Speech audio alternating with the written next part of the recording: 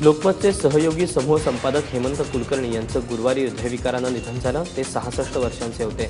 दैनिक लोकसत्तामधून पत्रकारितेची सुरुवात करणाऱ्या कुलकर्णींनी अत्यंत परखड आणि तटस्थ लेखन करत पत्रकारिता क्षेत्रात स्वतःचा मानदंड निर्माण केला होता।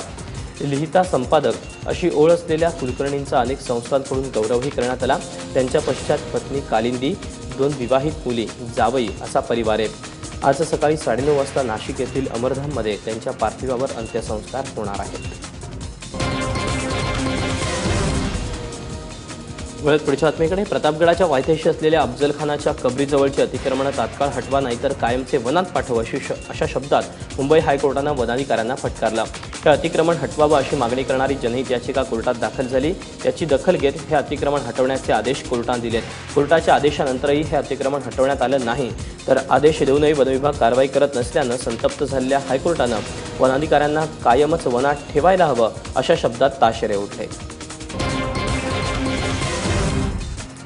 येवल्यातल्या नगरसूलमधील नाशिक जिल्हा बँकेला संतप्त खातेदारांनी टाळं ठोकल्याची घटना घडली आहे। नोटबंदीनंतर बँकेत कधीच पैसे मिळाले नाहीत, मिळाले तरी 2000 रुपयांपेक्षा जास्त रक्कम मिळत नव्हती। त्यामुळे संतप्त झालेल्या खातेदारांनी कर्मचाऱ्यांना आता कोंडत बँकेला टाळं ठोकलं। दरम्यान गेल्या 10 ते 12 दिवसांपासून बँकेलाच मोठी रक्कम मिळाली नसल्यानं ही गैरसोय झाल्याचं बँकेकडून सांगण्यात येत आहे।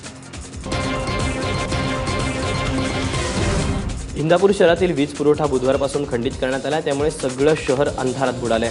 एमएसईबीचं तब्बल 5 कोटींचं वीज बिल थकवल्यामुळे ही कारवाई करण्यात आली। काल शहरातल्या पथदिव्यांसह पाणी पुरवठा करणाऱ्या विद्युत पंपांचा वीज पुरवठा खंडित करण्यात आला होता।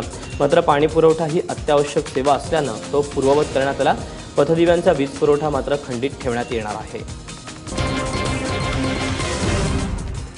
मुलगी कुरूप असेल तर जास्त हुंडा द्यावा लागतो असं विधान कुठल्या बेताल नेत्यानं केलेलं नाही तर महाराष्ट्र सरकारनं प्रमाणित केलेल्या 12वीच्या पुस्तकात प्रकाशित केलं गेलंय। मुलगी कुरूप किंवा दिव्यांग असेल तर तिच्या पालकांना जास्त हुंडा द्यावा लागतो। मात्र या ओळी समाजशास्त्राच्या विषयाच्या पुस्तकातील देशातील प्रमुख सामाजिक समस्या असं प्रकरण आहे, त्यामध्ये हे भाष्य करण्यात आलंय। महाराष्ट्र राज्य माध्यमिक आणि उच्च माध्यमिक मंडळाला याबाबत विचारणा केली असता याकडे लक्ष देण्याचं आश्वासन त्यांनी दिलं आहे।